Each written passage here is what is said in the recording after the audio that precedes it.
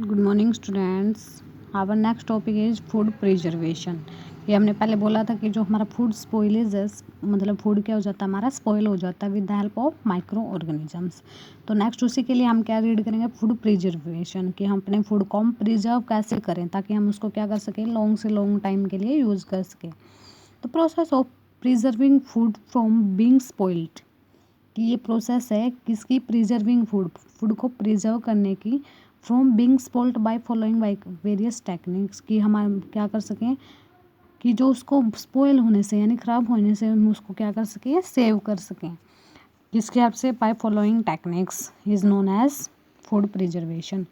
It helps to store food for a longer duration, कि इसके लिए हम क्या कर सकते हैं, लंबे से लंबे टाइम के लिए उसको स्टोर करके रख सकते हैं। उसका कलर है जो रिटेन रह सकता है, मतलब सेम रह सकता है पहले की तरह। Flavour, texture and nutritive value, main तो न्यूट्रिशन ही होता है कि न्यूट्रिटिव वैल्यू क्या होनी चाहिए, उसके अंदर जितने कार्बोहाइड्रेट्स, विटामिन, प्रोटीन्स जितने थे उतने ही हमारे क्या रहे, सेम। एंड स्टॉप्स और prevents the growth of microbes, की मेन हमारा मतलब मेन मोटिव तो यही है कि उसके अंदर क्या, उसके माइक्रो ऑर्गेनिजम्स की ग्रोथ है जो वो स्टॉप हो सके। ओके, इसके लिए मेथड्स हमारा फर्स्ट क्या है, सन ड्राइंग। सन मतलब कि सन की जो हमारे सनलाइट है उसमें क्या करके रखें, उसको ड्राई यानी सुखा के रखें। तो ये तो आपको पता है ट्रेडिशनल मेथड है प्रिजर्व, फूड को प्रिजर्व करने का। इसके अंदर जो माइक्रोब्स आपको पता है, हमने पहले भी रीड किया था कि कुछ माइक्रोब्स हमारे such as bacteria and fungi, उनको किसकी रिक्वायरमेंट होती है, मॉइस्चर की रिक्वायरमेंट होती है। कि अगर मॉइस्चर प्रेजेंट है यानी हल्की सी भी अगर वाटर अमाउंट वहाँ प्रेजेंट है तो क्या हो सकता है, ग्रो हो सकते हैं और मल्टीप्लाई हो सकते हैं, मतलब उनके नंबर इंक्रीज हो सकता है। तो इसीलिए हमें क्या करना पड़ेगा, सबसे पहले अपने फूड को सेव करने के लिए, कि वो स्पॉइल ना हो, तो उसके लिए हमें क्या करना पड़ेगा, उसके अंदर से मॉइस्चर कंटेंट को ही रिमूव करना पड़ेगा। तो उसको हम कैसे रिमूव कर सकते हैं, by drying it in the sun, कि उसको क्या करें, ड्राई करें सन की लाइट में। ओके, वीट, ये जो हमारे जैसे वीट है, राइस, पल्सेस एंड स्पाइसेस, वो हमें क्लीन करने चाहिए और ड्राई इन सन बिफोर स्टोरिंग, कि सन की जो हमारी सनलाइट है उसमें ड्राई करके ही हमें क्या करना चाहिए, स्टोर करना चाहिए। Drying also reduce the weight and so food can be carried easily, कि अगर जितना ज़्यादा ड्राई होगा तो उतना ही वेट भी क्या होगा, लेस। तो food can be carried easily, कि आपको वन प्लेस टू अनदर अगर फूड को कैरी करना है तो you can carry it. Next process है स्टूडेंट्स, इसके लिए हीटिंग। फर्स्ट है सन ड्राइंग, सेकंड क्या हमारी हीटिंग। तो इसमें क्या होता है कि most of micro organisms get killed at high temperature. इस बात का तो आपको भी पता है कि मोस्टली जो माइक्रो ऑर्गेनिजम्स हैं वो किल हो जाते हैं हाई टेम्परेचर पे। इसलिए आपको बोला जाता है ना कि मिल्क और वाटर को कंज्यूम करने से पहले क्या करो, उसको हीट करो। जैसे बोला जाता है ना, पानी को हमेशा बॉयल करके ही ड्रिंक करें, बिकॉज उसके जो माइक्रो ऑर्गेनिजम्स हैं वो क्या हो जाते हैं, destroy. Okay, milk can be preserve by partial sterilization, कि मिल्क को हम प्रिजर्व कर सकते हैं पार्शियल स्टेरिलाइजेशन की हेल्प से। अब इसके अंदर देखो क्या होता है इस प्रोसेस में, where it is heated at 135 degree Celsius, कि हम मिल्क को हीट करते हैं कितने डिग्री सेल्सियस पे, 135 डिग्री सेल्सियस पे। ओके, कितने टाइम के लिए, फ्यू सेकेंड्स के लिए। And then stored in sterile containers, इतना ज़्यादा हीट करने के बाद यानी बॉईल करने के बाद उसको हम किस में, स्टीराइल कंटेनर्स में डाल देते हैं। स्टीराइल कंटेनर्स क्या होते हैं, अब देखो कि आपको पता है ना, जो स्टीरलाइजेशन आजकल वो सैनिटाइजेशन चल रहा है ना, सैनिटाइज़र की हेल्प से, तो ऐसे ही जो सैनिटाइज़र मतलब उसमें किसका यूज़ होता है, अल्कोहल का। किसका यूज़ होता है उसमें, अल्कोहल का। तो इसमें भी किसका यूज़ होता है, अल्कोहल का, तो कि वो सारे क्या कर देता है, जम्स को किल कर देता है, उसको बोलते हैं स्टीराइल। ओके, जैसे सैनिटाइज़र का यूज़ करते हैं हम। नेक्स्ट मेथड से हमारा फ्रीजिंग। फ्रीजिंग क्या होता है, अब फ्रीज के अंदर यानी लो टेम्परेचर पे। ओके, तो अगर हम क्या कर दें कि कई बार क्या होता है, वेरी लो टेम्परेचर भी क्या कर देता है, बैक्टीरिया की ग्रोथ को क्या कर देता है, स्टॉप कर देता है। Refrigerator maintains a temperature of 5 degree Celsius, की रेफ्रिजरेटर के अंदर आपका टेम्परेचर कितना रहता है, 5 डिग्री सेल्सियस। तो इससे क्या हो जाती है, माइक्रोब्स है उसकी ग्रोथ क्या हो जाती है, प्रिवेंट, स्टॉप हो जाती है। Deep फ्रीजेज maintain temperature at -18 degree Celsius, कि अगर आपको उससे भी डीप फ्रीज करना है तो कितना टेम्परेचर होता है, -18।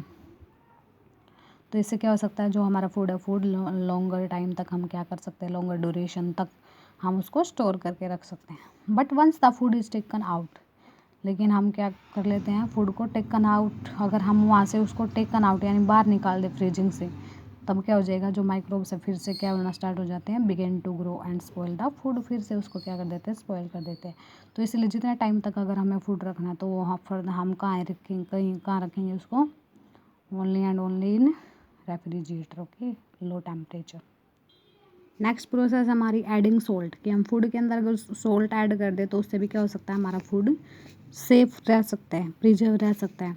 तो हम इसके किसके लिए यूज़ करते हैं, preserve meat, fish, fruit and vegetables.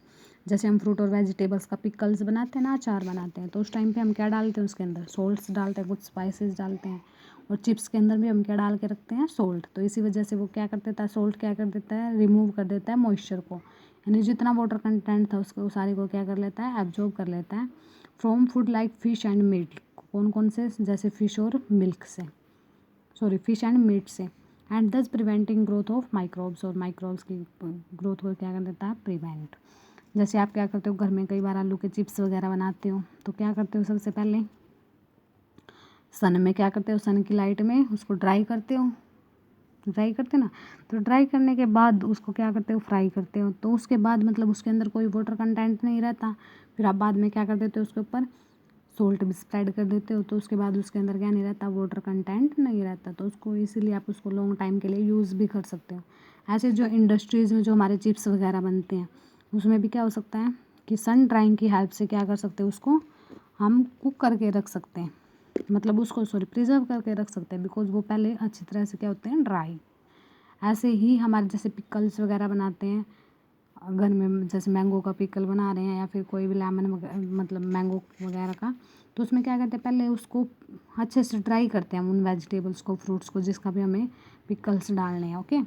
तो इसी वजह से वो क्या हो जाते हैं, कंप्लीट ड्राई, तो इसलिए वो हम क्या कर सकते हैं, लॉन्गर ड्यूरेशन तक हम उनको यूज़ कर सकते हैं, लॉन्ग से लॉन्ग टाइम तक। नेक्स्ट हमारा एडिंग शुगर्स, जैसे हमारे jams, jellies and fruit squashes are stored by this method, कि फ्रूट जूसेस वगैरह हमारे जेलीज, जैम्स वगैरह, शूस वगैरह, ये हम किस मेथड से स्टोर करते हैं कि उनके अंदर क्या ऐड कर देते हैं, sugar. It also inhibits the growth of microbes by reducing the moisture content of the food, किससे जो फूड के अंदर मॉइस्चर था वो क्या हो जाता है, कम हो जाता है, और जो हमारे माइक्रोब्स की ग्रोथ हो क्या हो जाती है, stop. Adding oil and vinegar, कि हम क्या कर सकते हैं, pickles, fruit, fish and meats are preserved, कि उनके अंदर हम क्या डाल सकते हैं, विनेगर। विनेगर क्या होता है, सिरका बताया ना, और किसी के अंदर हम क्या डाल सकते हैं, ऑयल। तो मोस्टली हम जो पिकल्स बनाते हैं उसके अंदर विनेगर भी डाल देते हैं और ऑयल तो डालते ही हैं, तो इससे भी हमारा क्या हो सकता है, प्रिजर्व रह सकते हैं हमारे फूड आइटम्स। नेक्स्ट हमारा पास्चुराइजेशन। देखो पास्चुराइजेशन हमारी प्रोसेस किसके लिए यूज होती है, सिर्फ प्रिजर्व करने के लिए, मिल्क को प्रिजर्व करने के लिए, ओके। जो हमारे पैकेट्स वाले मिल्क होता है ना उसको प्रिजर्व करने के लिए, तो इसमें क्या किया जाता है कि सबसे पहले तो जो मिल्क है हमारा उसको कितने डिग्री 70 डिग्री सेल्सियस पे क्या किया जाता है, उसको हीट किया जाता है, ओके, फॉर फ्यू सेकेंड्स। उसके बाद फिर उसको दैन इमीडिएटली कूल्ड, कि एक बार उसको हीट कर दिया उसके बाद अचानक ही उसको इमीडिएटली क्या कर दिया, उसको जल्दी से जल्दी कूल कर दिया, कितने डिग्री पे, 10 डिग्री सेल्सियस पे, कि एक बार तो उसका टेम्परेचर 70 चला गया, फिर उसके बाद फर्दर उसको कितने जल्दी से जल्दी कितने टेम्परेचर पे लेके आया, उसको 10 डिग्री पे, मतलब पहले तो उसको गैस पे रखा फिर उसको आइस में रखा, तो उसके बाद क्या हो जाता है, जो माइक्रो ऑर्गेनिजम्स हैं वो क्या हो जाते हैं, उससे डिस्ट्रॉय या नष्ट हो जाते हैं सारे, and can store up to a certain times, और हम मिल्क को क्या करके रख सकते हैं, स्टोर करके रख सकते हैं सम टाइम के लिए, फिर बाद में फिर वो तो डिस्ट्रॉय हो ही जाता है अगर टेम्परेचर फिर चेंज हो जाता है हमारा। तो ये पास्चराइजेशन प्रोसेस हमारी किसने डिस्कवर की थी, लुईस पास्चर ने, ओके। लुईस पास्चर ने डिस्कवर की थी, इसलिए इसका पास्चराइजेशन नाम उसी साइंटिस्ट के नेम के बाद दिया गया, ओके, उसी के नेम के बिहाफ पे दिया गया इसका नेम। अभी पिक्चर्स दिखाई दे रही होंगी आपके, adding oil to the olives oil, मतलब पिकल्स वगैरह के अंदर क्या डालो, ऑयल डालो। ये आपकी मिल्क पास्चराइजेशन प्लांट की जिसके हेल्प से हम मिल्क को क्या करके रखते हैं, एक बार हीटिंग करते हैं, एक बार कूलिंग करते हैं, ये दिखाई दे रहे हैं ना आपको। ये क्या करता है, आपको टेम्परेचर बताता है कि यहाँ पे इतना टेम्परेचर हो चुका है अब। ये बाकी आपको कैनिंग, चलो नेक्स्ट प्रोसेस हमारी Canning. Canning after heating food is stored in air tight containers, की हीटिंग के बाद हमें फूड को कहाँ स्टोर करके रखना चाहिए, एयर टाइट कंटेनर्स में, to keep up a microorganisms, so that कि माइक्रो ऑर्गेनिजम्स उनके अंदर एंटर ना कर पाए। यूजिंग केमिकल प्रिजर्वेटिव्स, कई बार हम केमिकल्स का भी यूज़ करते हैं फूड को स्टोर करने के लिए। Chemicals such as sodium benzoate and sodium metabisulphite, sulphide, ये हमारे किसके लिए यूज़ होते हैं? Prevent the growth of micro organisms, और माइक्रो ऑर्गेनिम्स की ग्रोथ को प्रिवेंट करने के लिए। वो किस किस को स्टोर करने के लिए यूज़ होते हैं केमिकल्स? जैम्स को, जेलीज को, केचप्स एंड फ्रूट जूसेस को। ओके, तो वो हमारे क्या उसके डिस्ट्रॉय ना उसके। स्टूडेंट्स यहाँ पे आपका चैप्टर होता है ओवर। अगर फिर भी किसी को अगर कोई प्रॉब्लम है तो यू कैन आस्क। ओके।